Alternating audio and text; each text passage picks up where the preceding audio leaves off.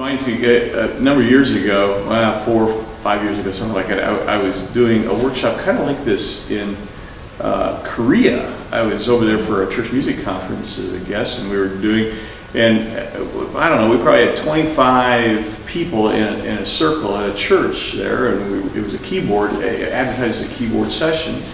And so I was going around doing this kind of thing just so I could kind of get a feel for who, and of course in Korea I had a translator tied to my hip, so she was translating all this, and so I'm going around, trying to figure out, and everybody's saying, well, I play piano, I play organ, I do this on keyboard. This one young guy about your age, probably Austin, and he goes, in English, he pulls out a drumstick and goes, drums.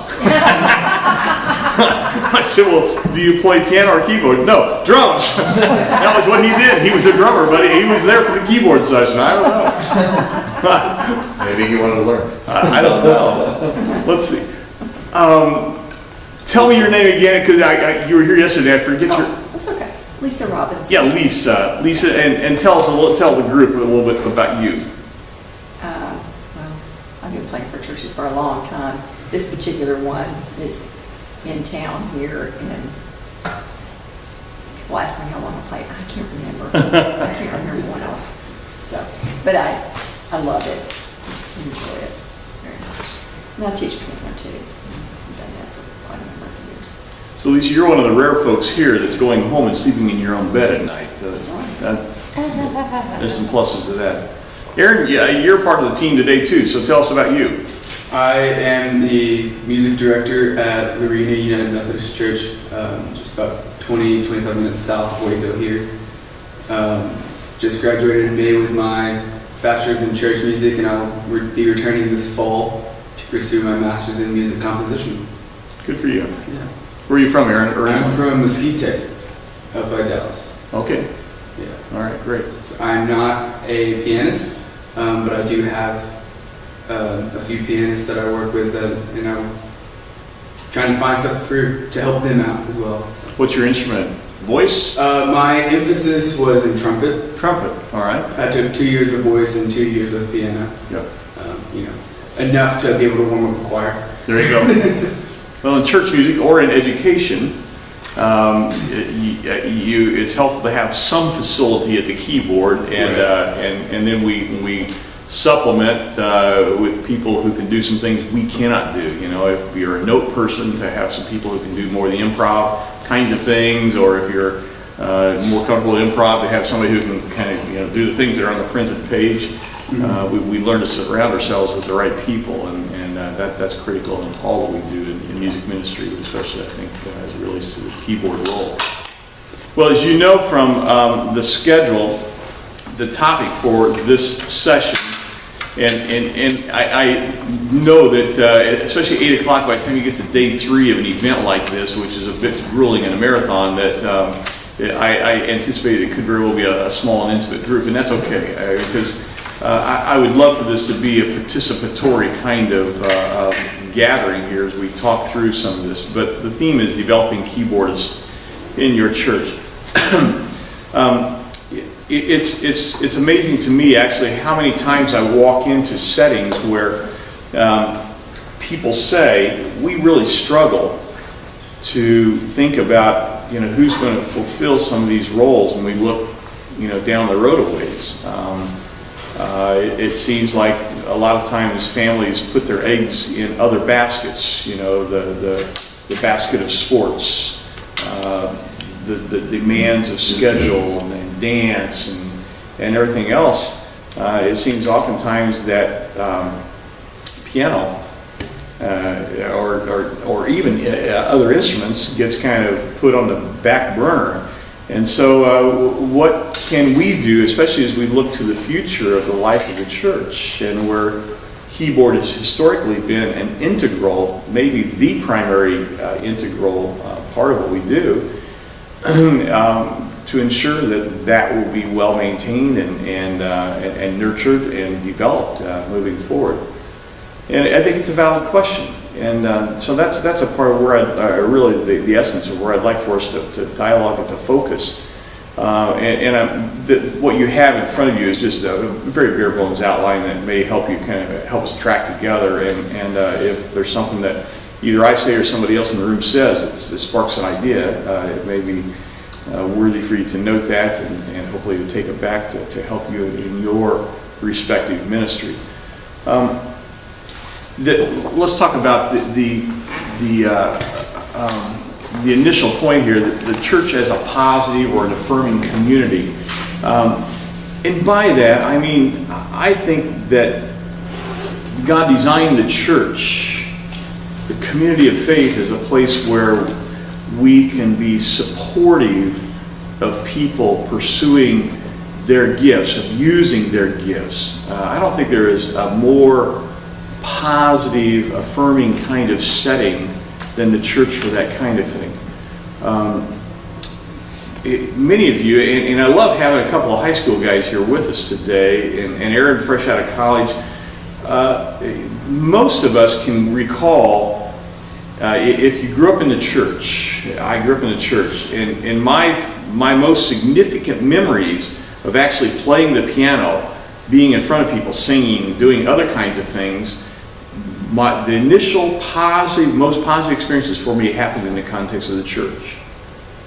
I mean, who in the church has ever gone through and maybe you played something? Let's say you are a keyboard player, you played an offertory or something, and you didn't do it well. Have you ever had somebody come up and say, "Boy, you really blew it today" in the church? No, it doesn't happen. There's no more affirming, supportive group of people than the people in God's family, I think, for young people, children, adults, to kind of spread their wings. Even adults. So we've had some people who later in life decided to take up piano or take up an instrument, or some people who maybe used to be a trumpet player. Aaron, back in high school or college days, put it in a closet for a lot of years until some director of music said, we'd love to have you kind of pull that out. So they pulled it out, and maybe they didn't play perfectly, but it helped them kind of get back into using something that had been a major part of their life. I think we still strive, and I want to underscore this. I'm very committed to excellence, and excellence is a relative term. Those of you who are educators, you know that there are some years where your groups are just a little stronger musically than in other years. We've experienced that in choirs. I've had years when my choirs were just a little stronger than they were in other years, just because based on the clientele and just a lot of factors that come into play. But still, striving for excellence, the church is a place where people can develop their skills and should be encouraged to do so, I think. And so I think we need to celebrate that. I think we need to underscore that. I think we need to find ways to encourage people to be willing to take some risks. One of the things that I have found over the years is that children are more willing to take some of those risks in the life of the church than teenagers or adults, especially if it's the maiden voyage. An adult trying their first offertory in front of a congregation, they're not so inclined to sign up on a dotted line to do that as a child might be. And so that's why I think we need to find ways to invest in those children, to encourage them, and to help them to spread their wings and fly at an early stage, if that's at all possible. Can some of you recall your own even initial experiences in the life of the church? You have any recollections of that, good or bad?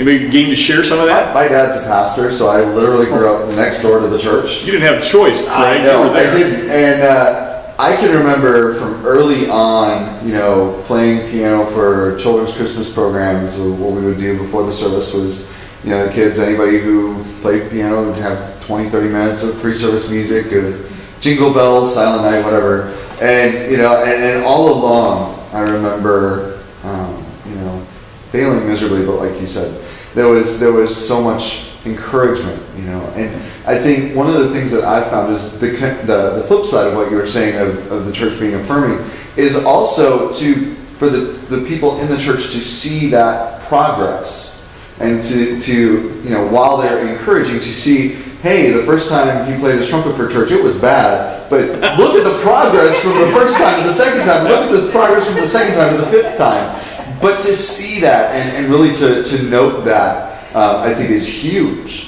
To really have that opportunity to just build on that encouragement. I fully agree, and I think you are right, exactly right with that. Any other, Linda? My dad was a pastor also, and so my first experience, I barely remember because I was so young singing the Old Rugged Cross. It's a solo, can you believe it, in a church? But, they tolerated me and they made me think I was wonderful. And then I was maybe not quite junior high, but nearly junior high. And so by then I had someone who had taught me how to chord, not just play the four, what was there in the hymnal, and that had some fancy stuff in it. And so I remember I thought I would try it out. That Sunday they asked me to play for church, and so I thought I would try it out on Leaning on the Everlasting Arms. And after church, my mother said, Linda Carroll, don't you ever play like that in church again. Well, see, maybe the parents could be a little more See, I was going to say the worst criticism I got was from my own mother, who told me I played the organ too loud for worship. And it made her nervous. So, yeah. Oh, man. We've all had our moments, we've all had our experiences, but I think we would agree that by and large, the church is a great place to be able to take your maiden voyage and to feel the support, the encouragement. And I go back to my own experiences. I grew up in a family that whenever the church doors were open, we were there. My dad was not a pastor; he was a businessman, he was an accountant. But I'm the oldest of 5. I have 4 younger sisters, and my mother came from a very musical family. My dad did not. But my dad saw quickly the value of music, and it was a simple part of our home, and he was very supportive. But because of our strong and active involvement in the church, all 5 of us, kind of took our turns. And we weren't the director of music in our church was wise. He didn't put us on, every week, because you can burn out. You don't want to burn out a young person. I think that's a part of the balance that is struck here. But he would periodically schedule me or me along with one of my sisters. Maybe we grew up in an evangelical church, so we had Sunday night church. So we would oftentimes be there for Sunday evening, and sometimes we would be scheduled as the instrumentalist for the service. As we got into high school in particular, to play the hymns and the congregational singing, and I did a number of offertories. I remember one time visiting my grandparents' church in a different community, and I was all prepared to do a recital piece, a piano recital that was coming up within a week, and somehow my grandparents or relatives found out about that I had this piece ready to go, and there was nothing sacred about it at all. But the pastor in this fairly small church, knew about the family connection. He knew that I played piano, and said, "Well, why don't you play this morning?" It was kind of off the cuff, so I did it. There was nothing sacred about it at all. And the pastor at the end, the congregation was very affirming, very responsive. And the pastor said, "But we're still having church here." But even though it wasn't a sacred piece, we're still having church here. But it was just a very affirming kind of moment, very supportive, encouraging. And I just think those are the things that for we involved in the life of the church, if we can find some ways, and I'm putting a focus here on children and young people as we think about the long-term implications. But it's not just that. It's adults also who are basically saying, I have this gift that I need to nurture, want to nurture, and we find ways to do it. There are some people, and the adults in our church ministries that probably are not the right people to accompany the congregational singing as a part of Sunday morning, however you define that. but there may be some places where they could. They might be people who could support a group that went to a local nursing home. They could be people who could assist in some other kinds of ministry ways in a gathering of classes or adults or whatever. And so again, I think it's a matter of appropriately placing those people in contexts and settings where they will be successful and not feel overly vulnerable and transparent, and if there is some stumbling, that it doesn't devastate them, and say, I'll never do that again. That's not what we're looking for. We're looking for these contexts and these settings where we can encourage and develop. Any thoughts on any of that from your vantage point, based on experience or observation? Let's talk about some practical ways, since I have kind of tilted the scales here, to use and to mentor children. And this, I'd love to have you all jump in here and participate. Let me tell you, based on some of my own experiences in music ministry, my background, I didn't really talk about this in terms of my work. Many of you are aware that my primary work these days is in my writing. I'm a full-time freelance writer, arranger, function in editorial capacity, both choral and keyboard, affiliated with the Lloyds Corporation. But my background is church music.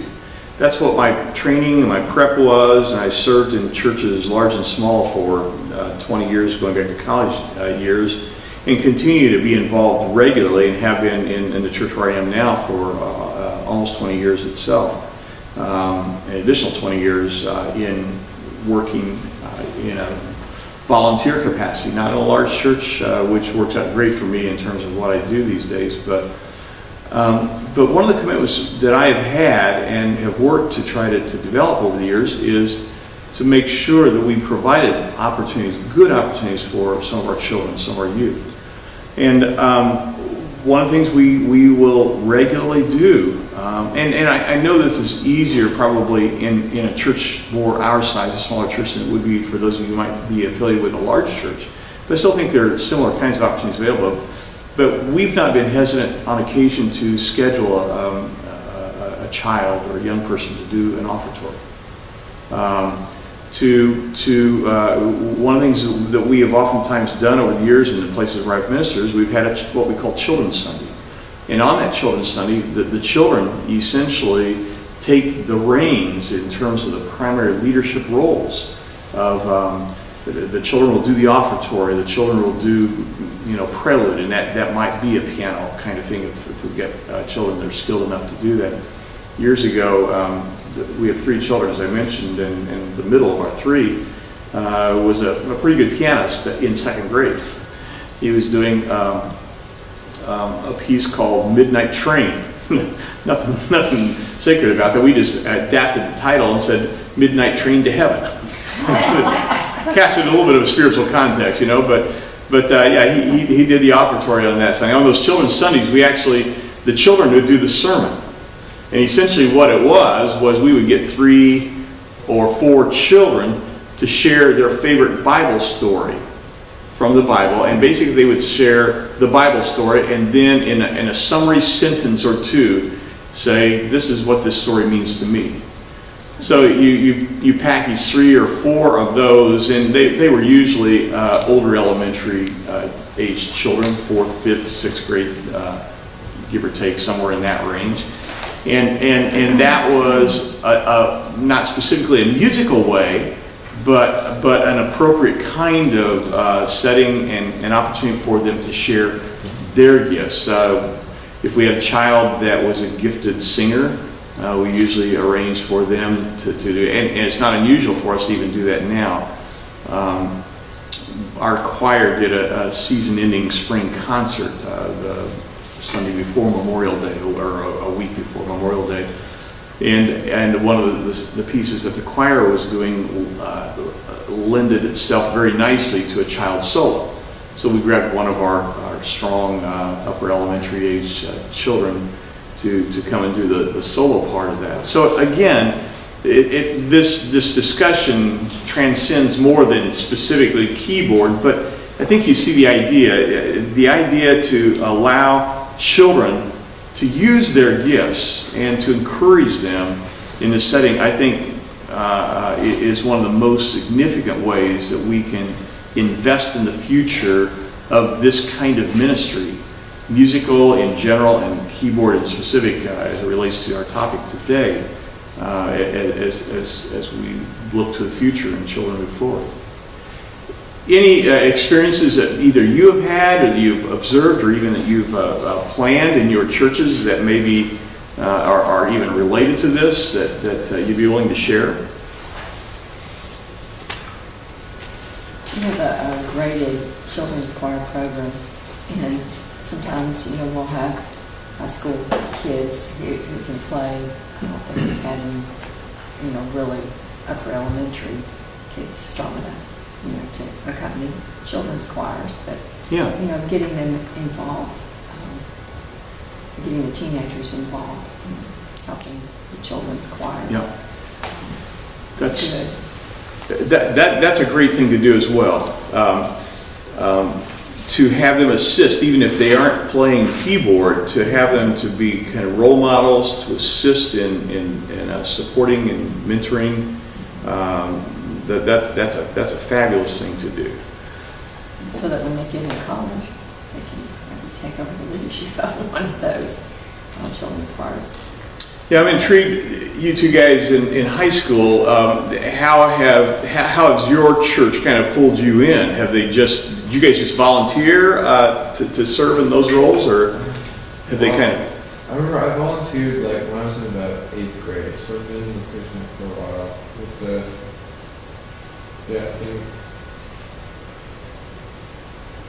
definitely helped. When you were saying earlier that younger kids are more willing to do it, so I was more willing to do it in 8th grade than if I tried to start now. Yeah. Maybe. I think since we have a praise band for the whole congregation, then our youth people, we just play for the youth typically, and so being able to play for them is a good way to build up. And you go in thinking, hey, I can play. Maybe some people will think I'm cool. Whatever you go on your motives, anyway, God can work through you, even if your motives are that. That's right. To work to praise Him through it. So. Sure. And what you guys are doing with your roles in with the youth ensemble, youth band, is an investment in your own future, in your church's future, because at some point you guys are going to step across the line. You will no longer be the youth. You guys are going to be the adults that are. And you've got some valuable experience and valuable training. I've been on the road here. I left home a week. What is this? This is Thursday. I left home a week ago today, and so I was gone from my church last Sunday. Ordinarily, I'm there and involved in worship planning and leadership, but I was gone last week, and you guys remind me of a young gal who is she just finished up her sophomore year of college, but she grew up in our church doing the exact same thing you did, a part of our youth band, and basically helping to lead worship in that setting whenever they were together.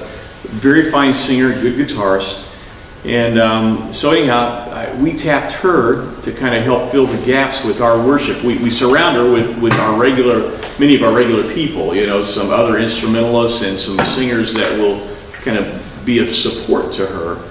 And our church is a blended. We will do things with organ, piano. We'll do some things that might go from a traditional hymn into something that kind of comes from more of the praise and worship. We're not rock and roll typically, but we're pretty broad in our approach. But I even asked her, because she was going to be the primary person to help select the material, and she selected a combination of the kinds of things we would do, including a hymn like "All Hail the Power of Jesus' Name," but introduced a new praise and worship song as a part of the worship and everything in between. And so, but because she had the experience that you had in your youth group that you're having right now, she has developed some confidence and some skills that And well, I'll tell you what, our congregation loves to see their own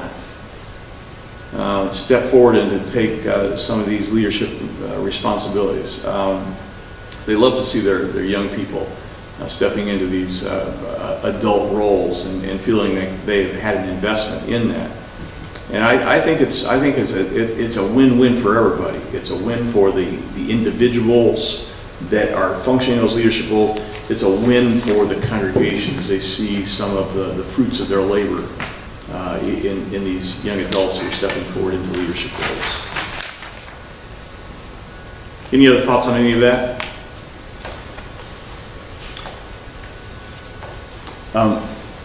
Let's talk about one of the things that I have experienced and used in some other church settings is the creation of a Center for Performing / Creative Arts.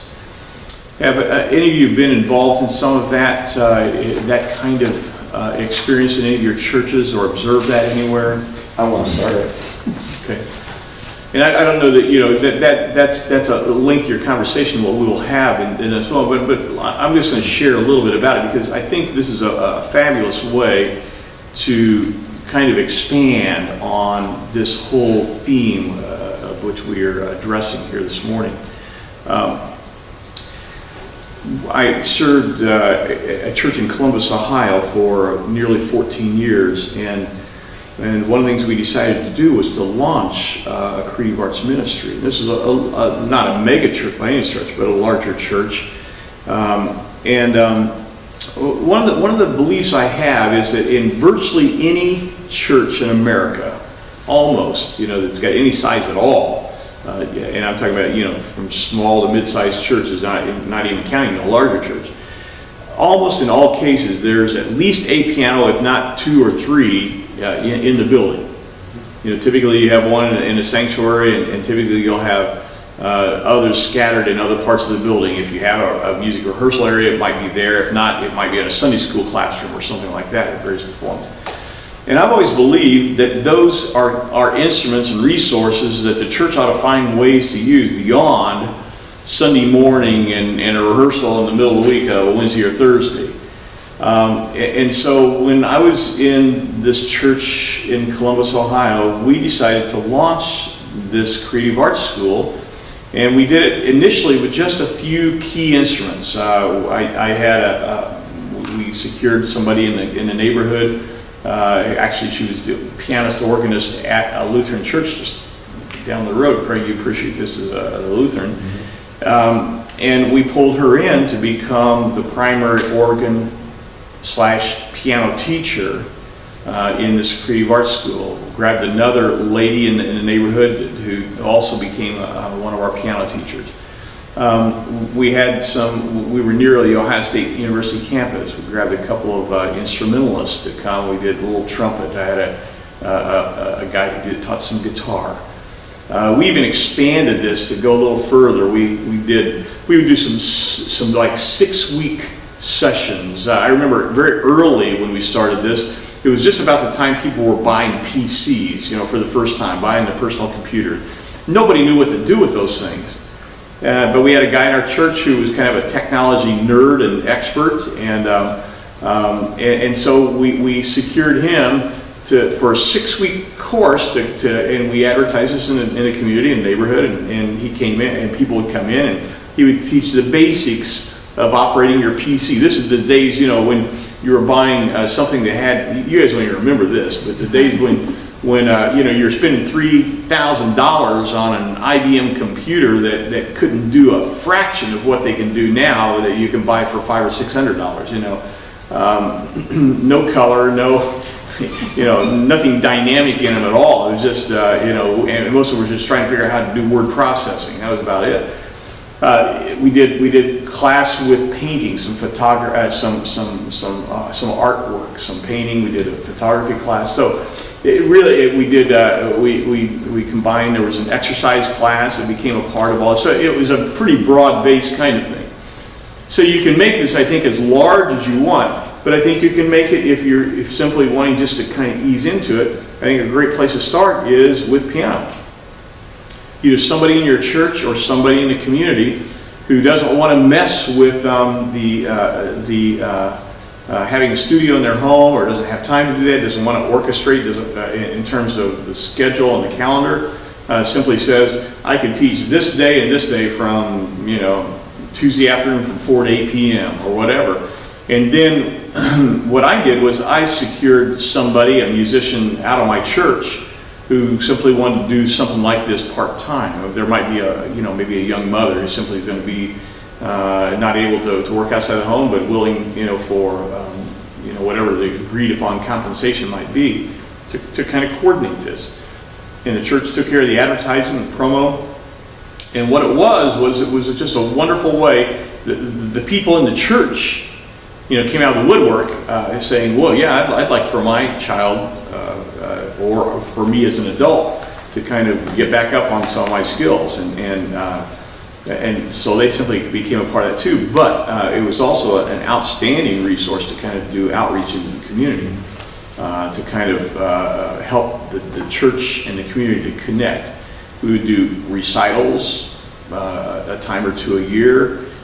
Even some of our faculty, as we had a little larger faculty as the program developed, would do a faculty recital, where they might come in and we didn't have, usually our faculty didn't do an entire recital, but they might do, the combined faculty might have an evening recital. And so that was a nice experience as well. And people, again, from the community and from the church were actually rubbing shoulders, so it was an outstanding outreach kind of experience.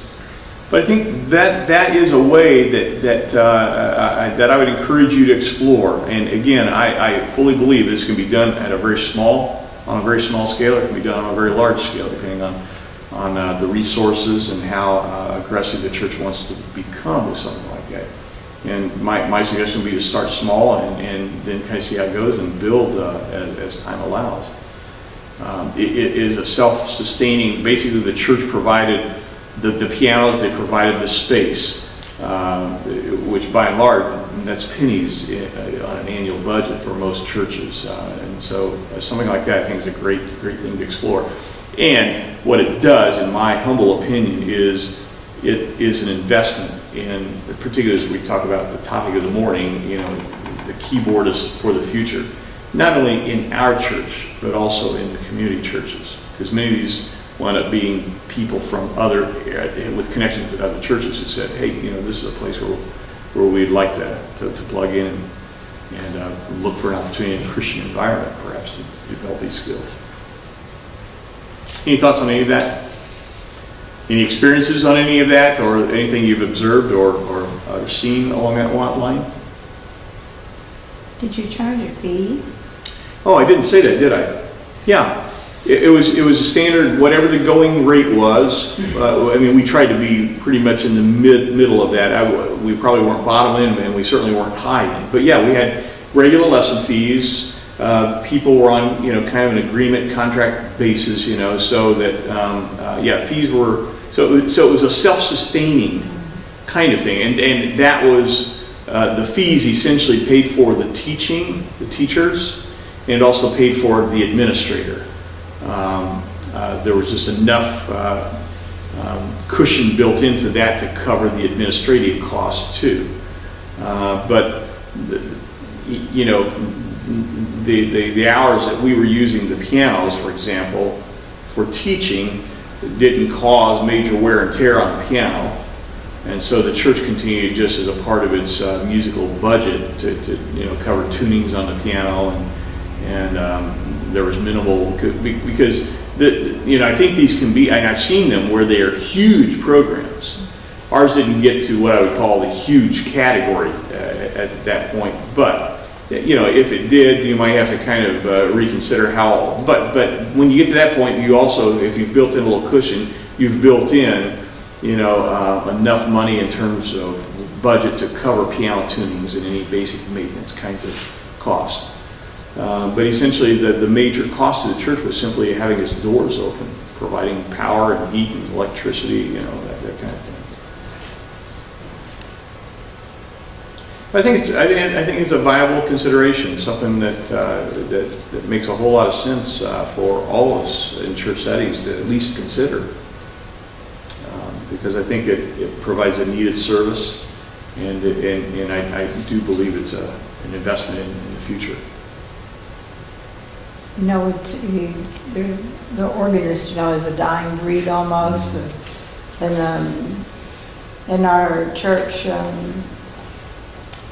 she's often out doing other things. She is a demonstrator for Rogers Organ, but she's also my teaching partner in elementary music. So, and I told you our church was right across the street Right. from this big school. And so our upper elementary, we did a unit of study on, it was involved a composer and the organ. And so we took, every time we had our music classes, we took them across the street to the church, and she demonstrated, and she knew how to make that organ talk, you know. And most of those children, first, a lot of them had never been in a church. And second, they definitely had never heard an organ played in that manner. And so it was a good experience.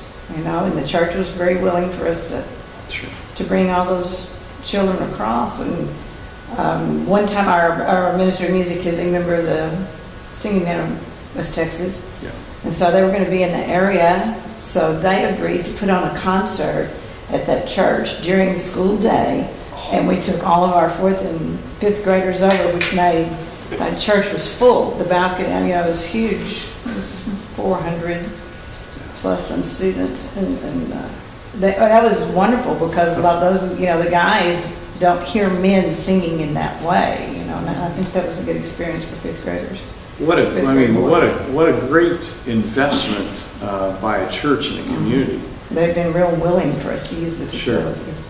Yeah, I mean, I think my personal feeling is, and this is just based on my own experience and what you've shared too, Triesta, that I just think that churches are more willing sometimes to be engaged in the community in these ways than sometimes we have pursued.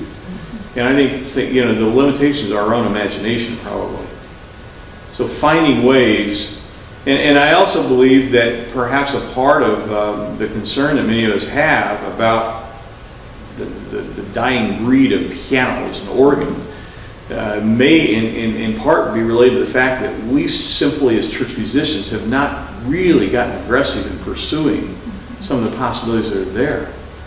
And so, you know, I would encourage you in the same way I'm challenging myself to say, what can I do? What can our church do to really encourage and to develop this? Establishing a relationship between your organist, you know, and somebody you see as a budding, all of us, I think all of us would look back and say, there has been a person or multiple persons in our lives who saw something in me and encouraged me to go for it. And I might not have done that if I hadn't had that person in my life. And I just think that that's one of the things that we can do as church musicians, is to identify those young people that we say, you know, this is a person that's got some real potential.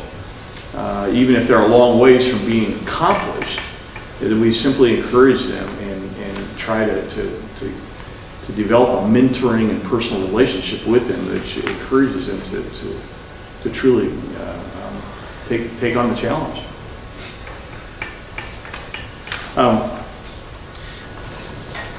Utilizing keyboardists in ensemble settings. It's one of the things that I have thought about and think it's important to do if we can. As I've shared, I'm not in an extremely large church, but one of the things we oftentimes will do, like with our choir, is I will perhaps we'll do a choir number which has a solo cello part. I don't have a cellist in my church at the moment, but we have a pretty decent sounding digital keyboard. I don't always think that I wouldn't call myself a purist by any stretch, but I don't always think that some of the digital sounds are ideal. I think some of them sound a little cheap, at least on the keyboard that we have. But the cello sounds pretty good on our keyboard, and I think oftentimes on many digital keyboards. And so one of the things I have done over the years is we've got we oftentimes have had like a teenage person who had pretty good facility on the keyboard. I'll pull that person in to play the cello part when we're doing something with choir and has the optional cello part. I've had some of our young people help like in a flute ensemble. You know, we happen to have several flute players, and so I'll pull some of our high school or even junior high flute players in to be a part of an ensemble experience, because I just think that helps them to be a part of the larger music team. I think it just is a helpful kind of experience for them, and it's a great thing for our people, for our church, for our congregation, for our choir members, for our musicians. When I was in full-time music ministry, and I was in a larger church situation, I haven't been able to do this as much in the church where I am right at the moment, but when I was in a full-time music ministry position, we would frequently do, especially in the larger seasonal experiences, we would we'd pull in full orchestra and do some of the larger works and that kind of thing. Maybe a cantata where we do full orchestra and that type of thing. We used as many instrumentalists in our church as we could, but we also budgeted so that we could grab. I was near Ohio State University, and when I was serving in Columbus, Ohio, which I mentioned earlier, and you can get college students. Aaron, you know this. You can get college students for practically a song. You pay them a few bucks, and they're happy to come and play. And we got some outstanding instrumentalists that would come from Ohio State, to fill some of those slots where you just never quite had what you needed. You never had, an oboe player. You never had another horn player. You might have one, but you might not have a principal. You always needed some string players when you're doing something like that. So, we'd pull some of these in, or some from the community. And what I would do is I would plant my 7th grade violinist in my church, right smack in the middle of these very competent high school and adult players, because I wanted them to have the very best musical experience of their life in the church setting. Their high school or junior high orchestra or band didn't sound like this because they weren't surrounded by it. And I explained this to the Ohio State kids, some who had church background and some who didn't. We had hired them to bring them in to help us, because we saw, you can get into the debate, well, do you have non-Christians help present a Christian message? And my feeling is, yes, because it's a great outreach. That was the perspective I always had. But I explained to these college performance majors or whatever, I said, now you're going to have a junior high violinist who is not going to play every note that's on the printed page, not going to hit all the runs, not going to hit some of the high ledger line things, but this is the reason why we're doing this, and I would explain that just as I've just said. And that was a gratifying experience for me, for those kids, for the parents of those kids. Years later, I went back to this church in Columbus, and one of the mothers came up to me and she said, "Do you remember my daughter Lori? She's an adult now, but she had her first experiences of playing in a quality instrumental ensemble here in the church when you placed her in the orchestra as an 8th grade violinist, surrounded by all these people." And I said, "Oh yeah, I remember her." And she says, "Well, she is now a violin teacher and does orchestral teaching in a public school system here in the area." And she said, there were a lot of factors that come into play there, but she said a lot of it had to do with just she had such a positive experience in the church setting in doing that. That for me was simply the greatest compliment, believing that we had done the right thing in taking that approach. So I use that as an illustration to simply say, I think there are ways that we can find to partner our young, emerging, developing instrumentalists with adults. I think for a young pianist to team up and become a partner with an adult pianist or organist in your church is a great thing to do, to find a way to maybe do a four-hand experience. And there are four-hand resources out. There are even some that are designed that way, so you have one part that's a little more challenging, another part that's a little simpler. And let that person sit down at the piano and play a single solo line that maybe is created or is available just to kind of enhance maybe a congregational hymn or a worship song or something. I just think, again, it's important for us to expand the boundaries and to look for ways to make that happen, because I just think, again, it's an investment in our future as church musicians and the future of those who will at some point hopefully carry the baton in terms of leadership and responsibilities. Any thoughts on any of that, or experiences that you've had or observed? Maybe ways that you have utilized adults or children in your own churches in that way? I'm kind of excited because I picked up some piano organ duet resources this week, because my choir accompanist, I'm so blessed to fall into this situation, has her master's in piano. And so I'd asked her before I came, I said, would this be something you'd be interested in? Because I said, I know there'll be, resources available. I've never looked at them because I never had that opportunity to have somebody else who was actually competent to play along. And she said, absolutely, I would love to have ways to just keep challenging myself to be better. So, I'm blessed because I have her and I have two other very capable piano players.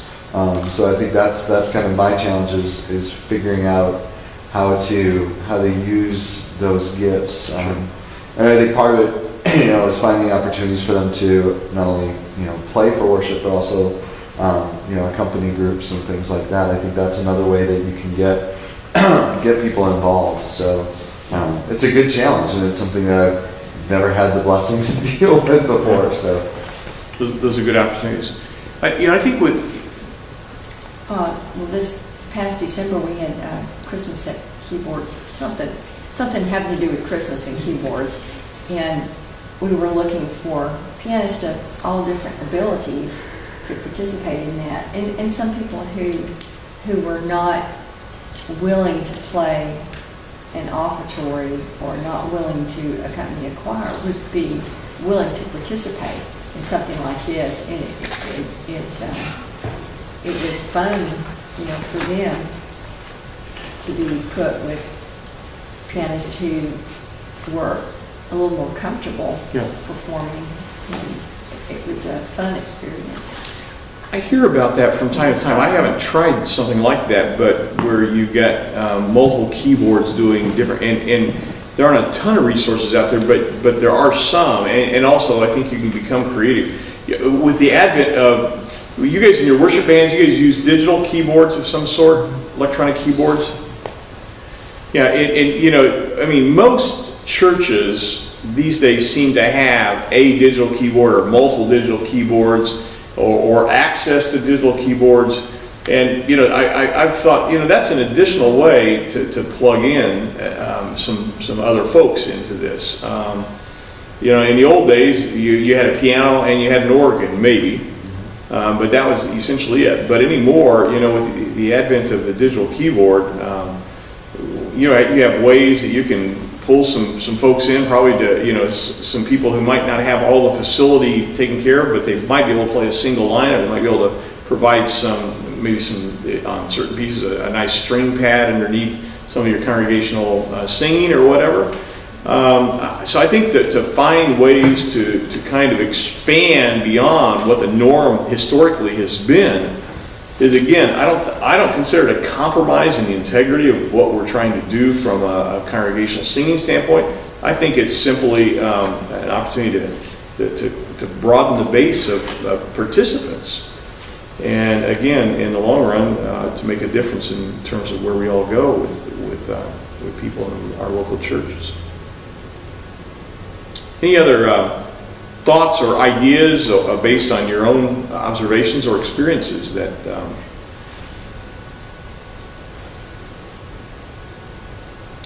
well, as we wrap up here, I guess my hope is that some of what has been shared here will become the basis of some places where you can converse with other people who may be partners with you in the local music ministry.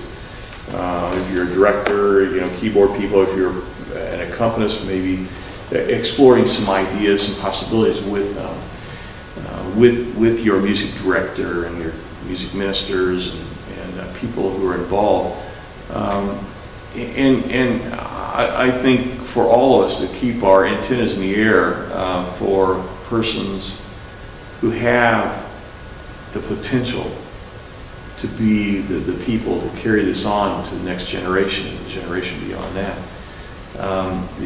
It's important for us to identify those people. It's important for us to be talking to those people, especially if they're young people and children, encouraging them as somebody did to us. It's essentially carrying that gift forward and passing it on, because I think it will make a difference in terms of the way that our churches function and operate as we move forward into the future. So I encourage you to do that, and I hope some of this has been helpful as you think about where all this goes for all of us. And I pray that God will bless you, direct you, and lead you in your work and your ministry. And I thank you and commend you for it.